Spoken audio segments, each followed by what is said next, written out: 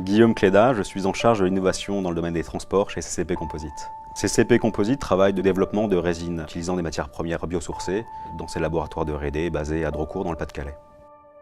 La stratégie de développement durable de CCP Composite se résume en 3 axes. Le premier axe est la concertation, donc la prise en compte des attentes des parties prenantes. Le deuxième axe est la limitation de l'impact environnemental de CCP Composite. Et le troisième axe est le développement pour devenir la référence en tant que fournisseur de solutions durables et innovantes pour nos clients. On intègre de plus en plus les démarches d'éco-conception dans nos sujets de recherche et d'innovation. Et cette démarche va bien au-delà de l'utilisation de matières premières biosourcées. La gamme de résines EnviroGuard s'appuie sur des matières premières d'origine végétale. C'est par ce biais-là qu'on réduit l'impact environnemental de nos résines.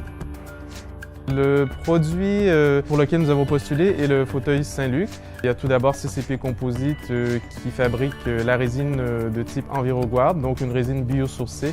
Par la suite, nous avons collaboré avec notre distributeur Gaz&Chim qui distribue la résine. Il y a Plastima qui intervient au niveau de la fabrication de la coque du fauteuil à partir de notre résine biosourcée et aussi de fibres de lin.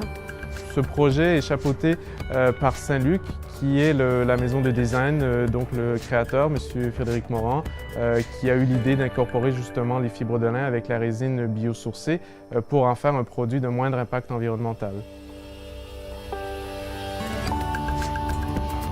Toutes les étapes du cycle de vie ont été prises en compte, celles qui étaient pertinentes. Donc on part de l'extraction des matières premières jusqu'à la fabrication, dans ce cas-ci, des résines, la fabrication des fibres de lin qui sont intégrées, le processus de fabrication de la coque et aussi les étapes de transport, en plus d'une fin de vie comparative entre un fauteuil biosourcé, fauteuil Saint-Luc, et un fauteuil standard.